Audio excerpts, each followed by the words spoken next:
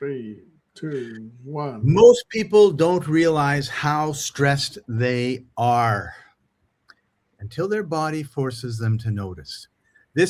April is Stress Awareness Month, and we're going to be showing you how you can deal with the stress that's driving you crazy right after this.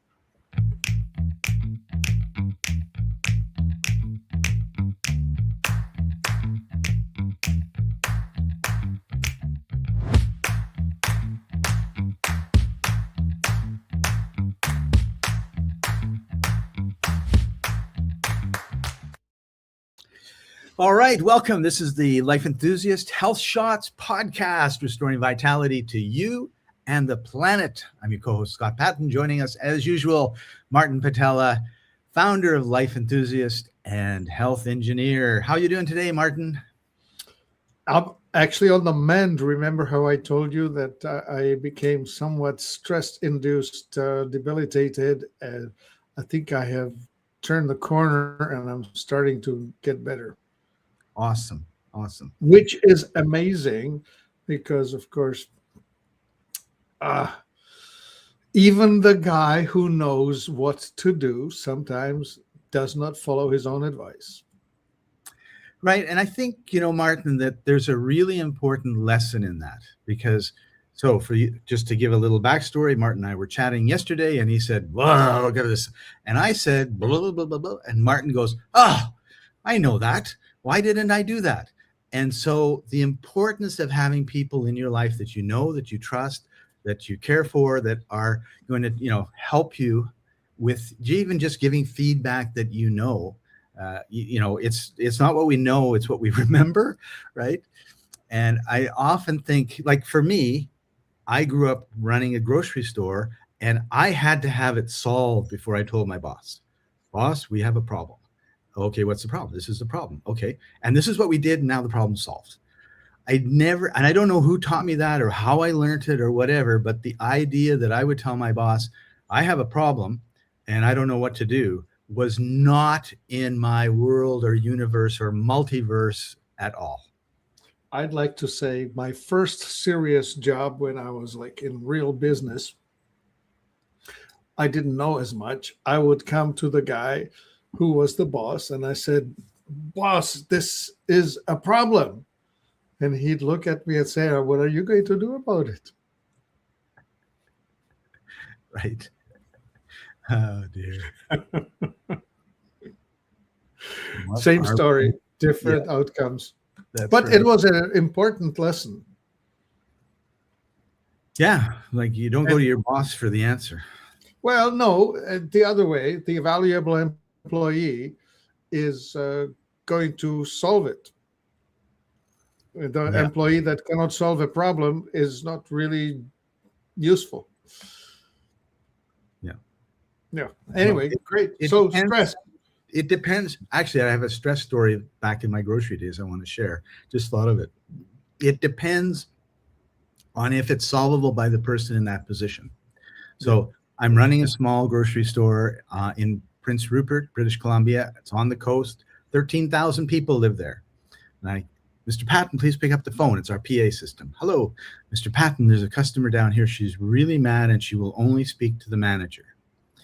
"Okay, I'll be right down." So I come walking down and sure enough, right at the front door is this 35-ish, 40-ish mom, housewife. And she is mad. So I walked up to her and I said, mad as hell. I said, "I don't know what your problem is, but I'm going to fix it." And it was just, okay. She had, there was a cut in her can of pork and beans, which was 33 cents. So, "George, go get the pork and beans in aisle 3, please." And no, not really a Karen. She was just upset. And what had happened, and maybe this is what happens with Karens and why they're the way they are, is she had got home, she'd unpacked, oh no, there's this can. And in her mind, she goes, "I'm going to go back to the store. I'm going to show them the can. and they're going to say no, and then I'm going to say this, and they're going to say that. And she had this whole conversation, and by the time she got to the store, she was just furious, right? And I diffused it, got her the can, and she went home, and she was happy as happy could be, right? But it just reflects it to me how we create our stress. Not all of our stress, but a significant amount, because we're imagining something that's probably never going to happen. Yeah. And there goes the stress, right? Like to define. So stress is inputs. Everybody has inputs. And the stress is how we interpret those inputs and what we do with them. Yeah. And there are, of course, variety of personalities. Some people are usually very cool and very resilient, whereas others are way more sensitive, more jumpy. And they all have advantages. The one that is hard to excite usually doesn't come up with quick solutions. The ones that are really easily excited tend to fix things way quicker. So right. you need different people. Right? It's good or bad.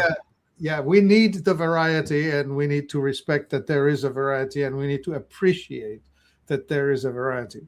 But either way, we internally interpret the inputs, right? Through the eyes, through the ears, through the nose, whatever, and all the senses coming in at us. And there's this thing called amygdala inside your brain, just inside there where these inputs are coming. And it's evaluating. Every microsecond is evaluating, am I safe? Am I not safe?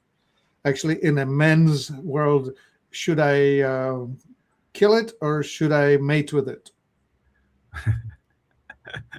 Right. Women have much more complex and nuanced reaction. But in men's, it's like, screw it or kill it. That's it. Right.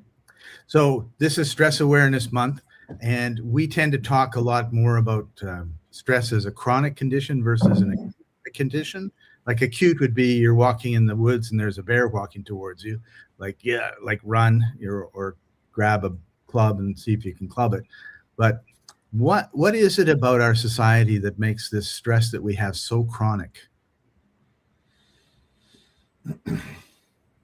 Yeah, I think it has to do with the expectations that we put on ourselves.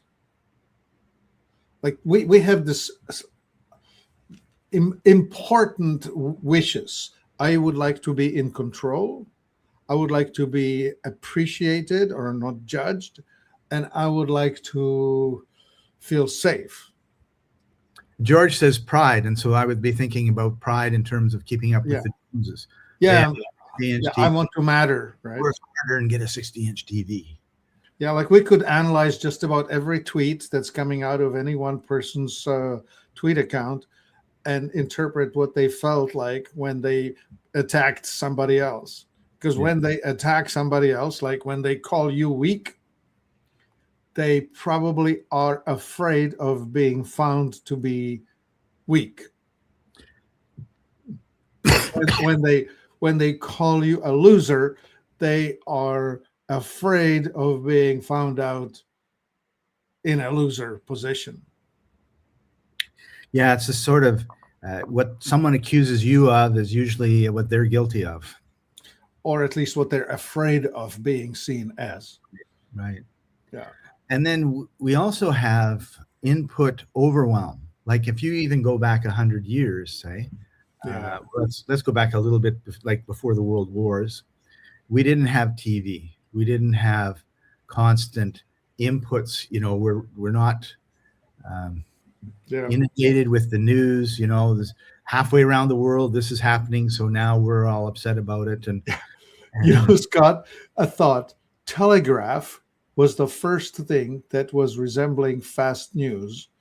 And that was coming around the world in 1860, thereabouts. Right? There was no cable connecting North America to Asia until, I don't know when it was, 1880 or thereabouts. Yeah. So everything was quieter. No TV, no radio. Well, you know, when the ship sailed ship when it made its, I don't know what, 4-week or 5-week voyage from Ireland to New York, Montreal. Montreal. Yeah. Then you got the news from Europe. Ireland. Yeah, right. There's actually some funny stories about wars because it took so long to tell the king what was going on and get the response back. Oftentimes, the generals in the field would sort of ask the question and everything else, send it off, knowing it's 3 weeks before they get an answer, and then go do what they wanted. And then have a news story for the king when the response came back from the courier. Yeah.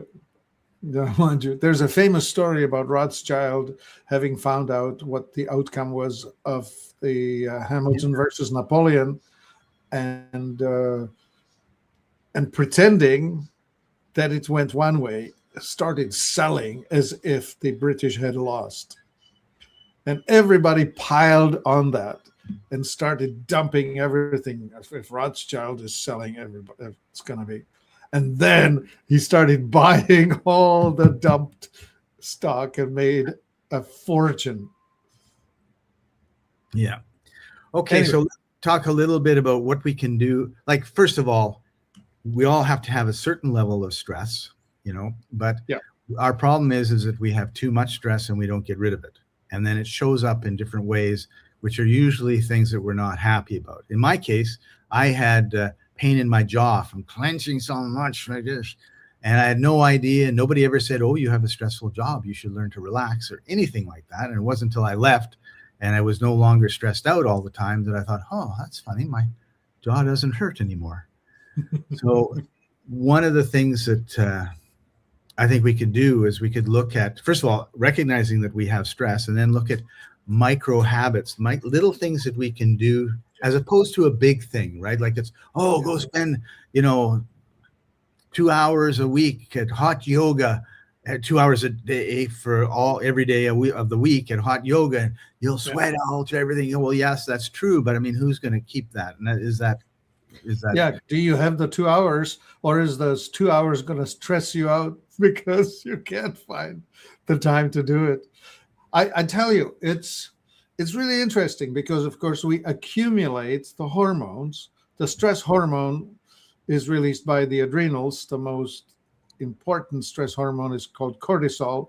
And when the cortisol floods into the system, it commands that peripheral resources be amplified, meaning dump glucose into muscles and shut down digestion, shut down repairs, and focus everything onto ability to fight or run away.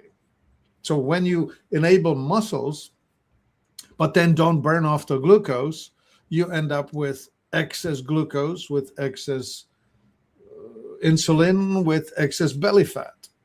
Right. So that's the downside of feeling stressed a lot. And the problem is that it comes too often, right?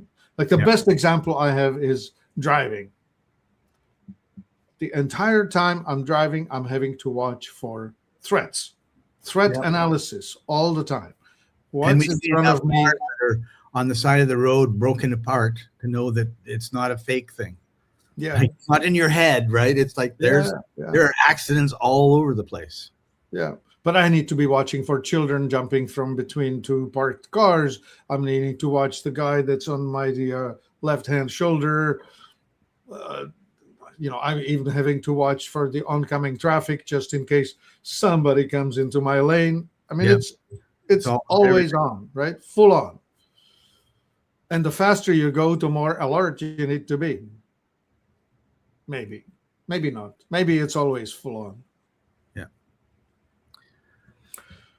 So if you're driving, you're stressed. Now, if you're reading emails with that same attitude, as in every new email that comes in is a potential end of job threat, you're going to be just wired like crazy, cats on a hot stove. So what am I trying to say? Well, you're going to pump a whole bunch of stress hormones into your body, and your autonomic nervous system is going to be pushed to the fight or flight side too much. And not on the rest and rejuvenate or repair side. That's the one.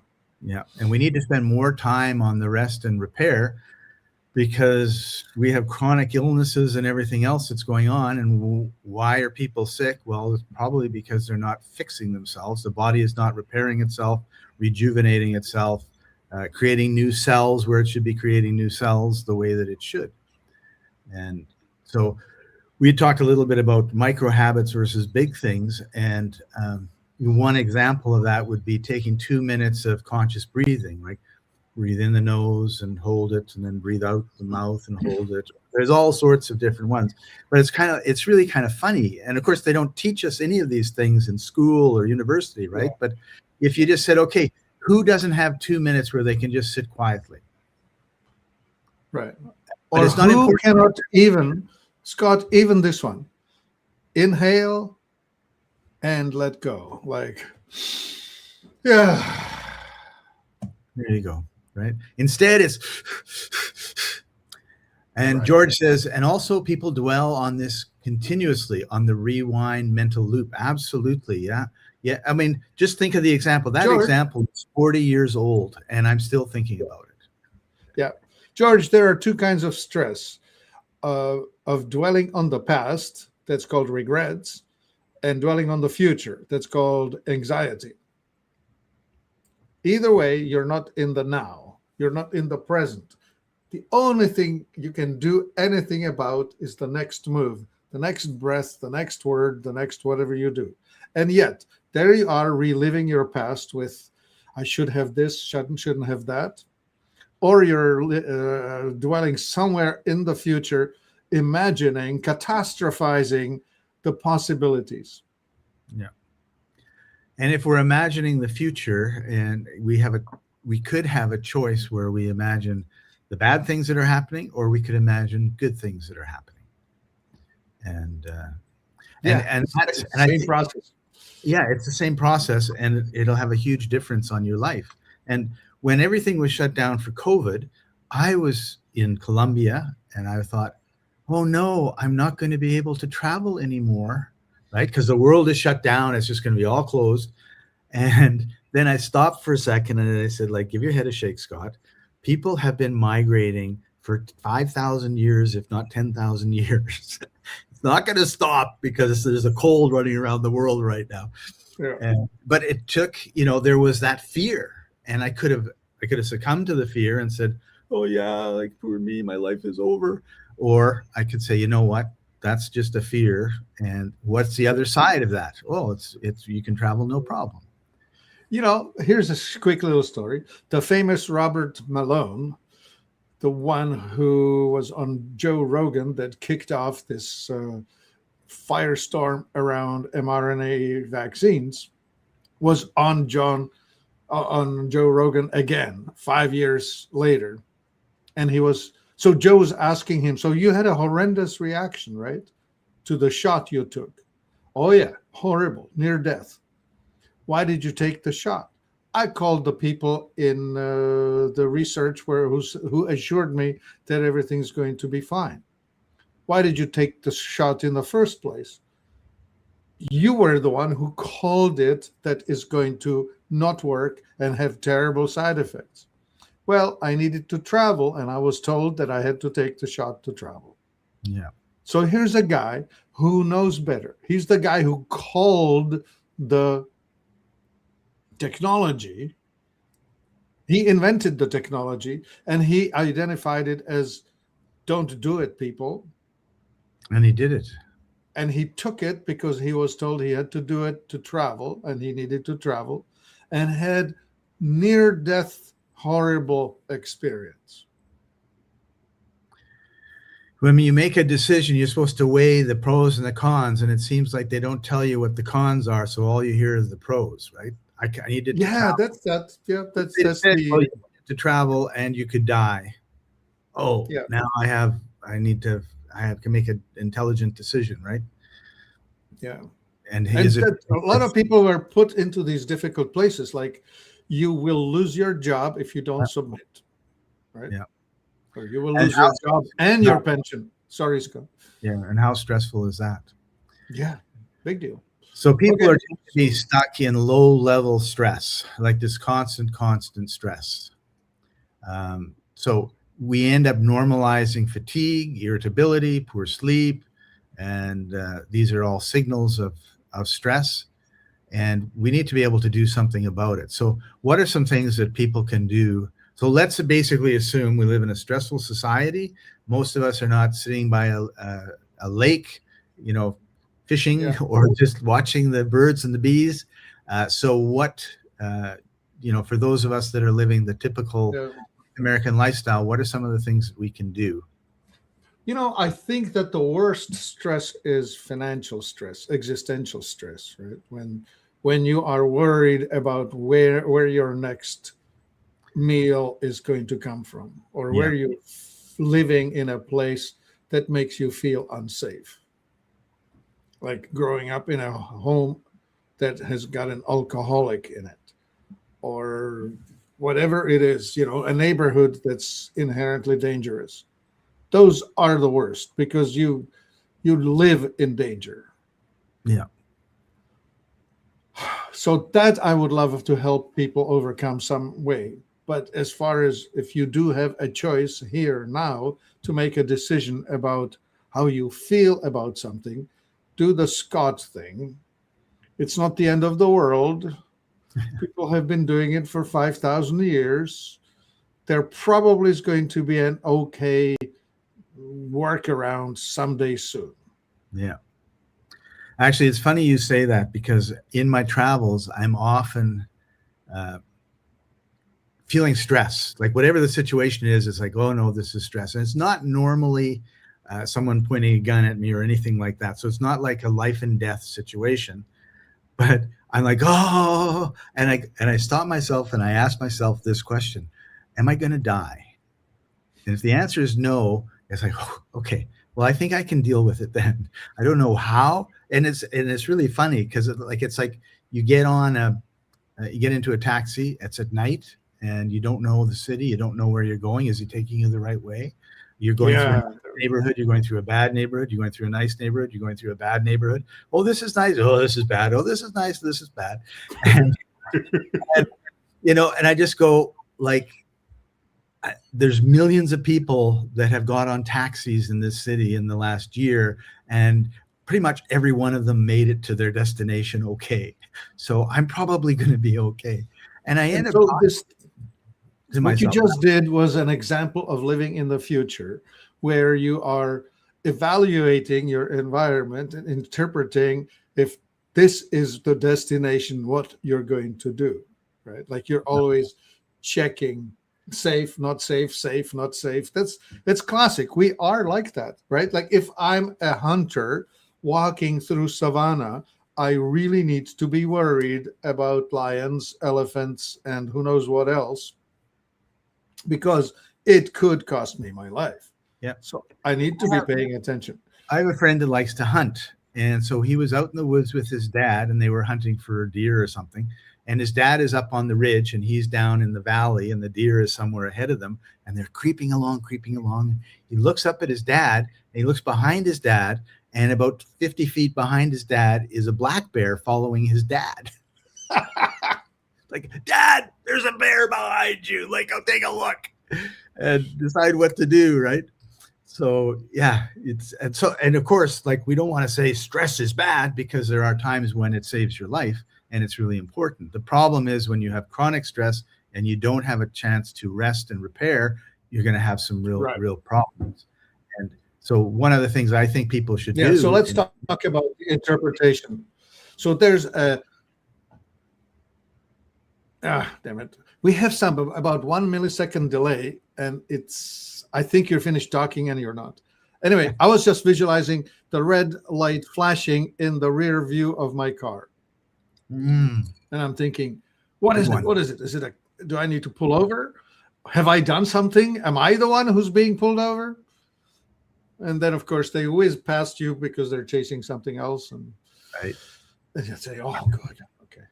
But some other schmuck is lives up a hill across the street from a a grocery store.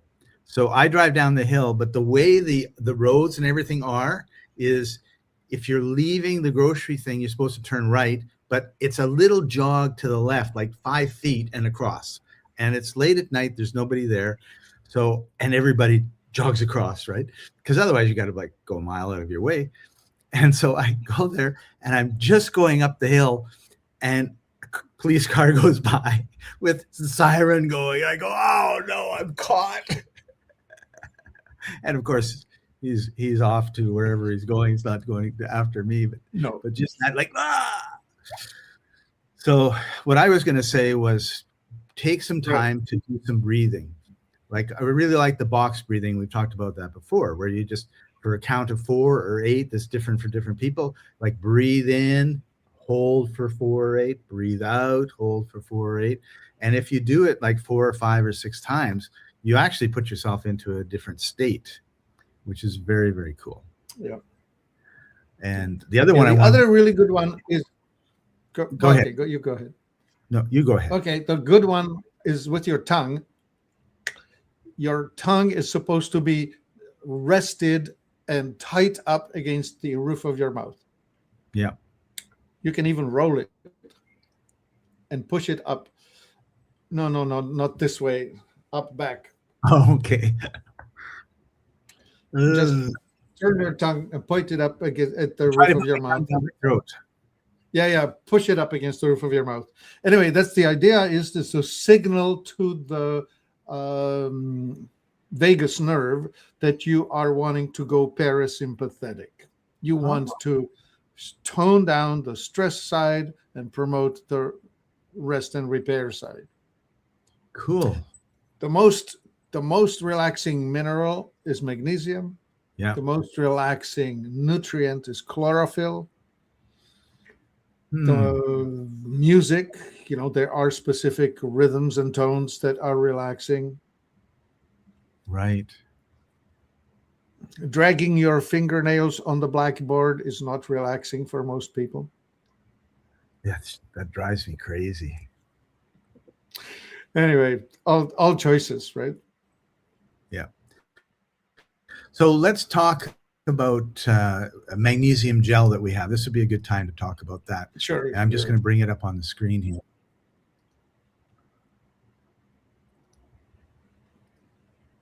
Yeah. So there it is. Mm-hmm. It's a great, magnesium is so important. Oh my goodness. Yeah. So we have this in 5 sizes. 4 ounce for you to try. That's not economical, but if you are wanting to try it, then do it. Then the bigger size is 12 ounce, and then we have a half gallon and a gallon. That's for the committed people. Anyway, we have this magnesium liquid form in plain magnesium oil, in gel with aloe, oil with aloe. The aloe is added as a diluting agent to make the thing feel nicer on the skin. So you can put the gel on your skin. Can you put it like in a bath and soak in it? You can. If you want something more economical, buy the straight crystal, magnesium crystal. We have it in the same brand under the magnesium title. Would make more sense, wouldn't it? Right. You don't have to ship the water around. All you need to ship around is the crystal. Cool. But this is convenient, easily put on. I use this thing as my deodorant, if you can believe, because magnesium will effectively disable the bacteria that live in your armpits that would cause the smells. Okay. So when you put magnesium on, like, how does it cause us to relax? Oh, so it enters through the skin, gets into the body, gets into the nervous system. And the signaling is the autonomic nervous system is activated to fight or flight by magnesium and unactivated to the rest and repair by magnesium. Oh, okay. There you have it. Like, so it'll put the gas, the other one's the brake. This is the brake. This is the brake. It'll put you into that rest and repair segment. Awesome. What if I wanted to eat it, like Sure. Tons of capsules down my throat. Well, if you overdo it, you will cause a bowel flush. Magnesium activates the elimination system. So if you take enough magnesium, you will cause it all to come out very fast. Most people hit that at around 600 milligrams of magnesium. So this thing, that would be about a teaspoon. If you take a teaspoon of it, you can expect that it's going to cause you evacuation. So if you're constipated, perfect. That's your best friend. Yeah. And the other one we wanted to look at is Nano Mojo. Oh, really? I thought that you were going to talk about other things. Nano Mojo is something totally different. This has got to do with a male who's unable to get a bedroom performance going. I have the wrong link in my document. This could cause you a lot of stress. If everything starts working the way it's supposed to, and my lady is happy. Oh heck yeah! If you feel inadequate, you should definitely get Nano Mojo to get yourself back into the game. I thought that you were going to be showing ashwagandha. I was going to be, and I don't know what happened to my link. All right, it went bad. Wrong one. So well, anyway, so we have this thing called ashwagandha. Which one is it? This one? Yeah, there you go. There you go. Ashwagandha. Yeah, that's the ashwagandha drink. Ashwagandha is the one that's got a long-term adrenal support. So this is not a quick fix. This is a take this steady. Interestingly, ashwagandha translates from Sanskrit as strength of a horse. Oh. And it has royal jelly in it. That's awesome. Yeah, we put royal jelly. That's the most nutritious thing on the planet. Anyway, resilience. Resilience would be the word. Being able to withstand that which is pushed upon you. Right. So would you take 2 drops or 3 drops a day? Yeah, a few drops, a dose every day. Steady. You don't have to. This is if you're living a life that's causing you to feel stressed, then you want to be on something like this, steady, constant. Don't expect that it will change your world like this. For that, we have cortisol ease. This thing is the build resilience. Right. Cortisol ease was the other one we were going to talk about. Yeah, we definitely should mention that. Cortisol ease is a tincture we make, and it's phenomenal in its ability to get rid of circulating cortisol. Regardless of what triggers you, you will have a response, right? So especially if you suffer from something called PTSD, post-traumatic stress disorder, right, where you are triggered often, what you want is have this, because this will dissolve the circulating cortisol, get rid of it, so that as the cortisol level drops, the glucose level drops, the insulin level drops, and you are able to relax.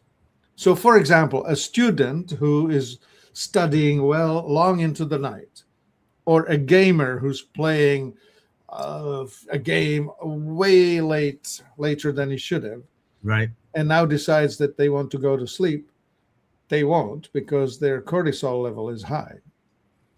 If they take this, within 15, 20 minutes, they'll be happily asleep. Nice. And this also is the belly fat helper. If you have the stress belly fat, using this will reliably help you get rid of it. So the links for these products are in the description, and if you don't see them there, they're in the comments. So you don't have to, and just go to life-enthusiast.com and do a search on the name, and you'll come up to it, as you saw me do. You'll come up to it, no problem. Yeah. All right.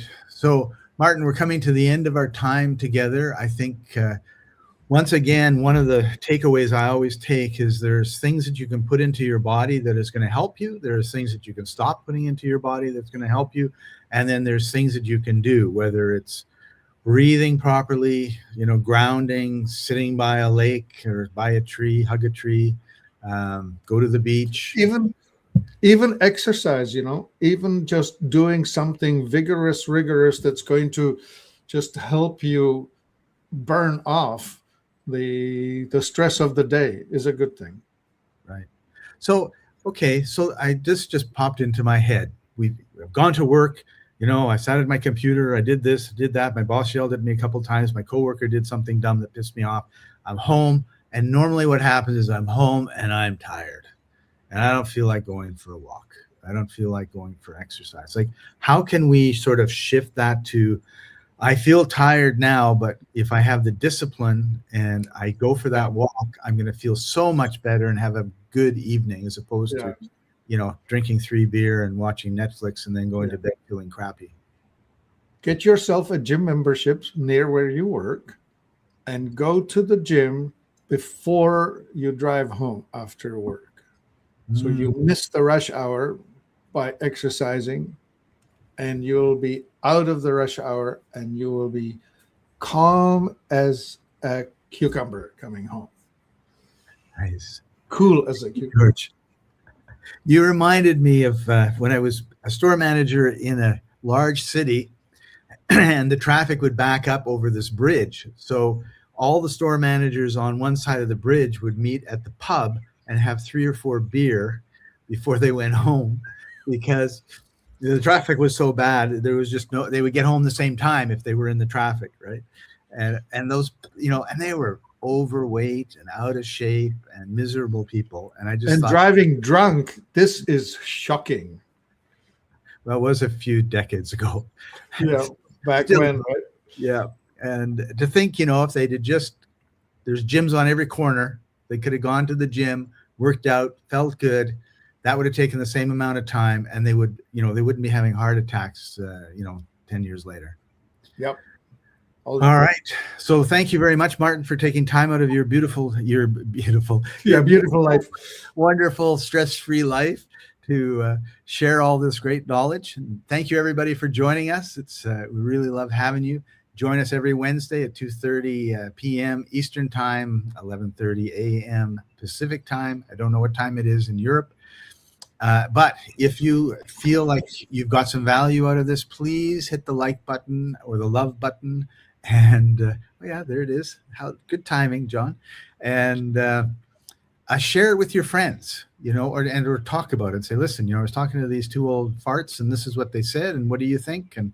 And let them watch, because we really want to make a difference in everybody's life. That's our mission, restoring vitality to you and the planet. And we need your help to do it. So thank you, everybody, for joining us. We love you, and we will see you next time. Bye-bye. My body's a temple, but the walls are cracked. Stuck in the rubble of the years I've stacked. Stagnation in my veins like a river to the dust. Toxic whispers in the wind, but I gotta rebuild. I must.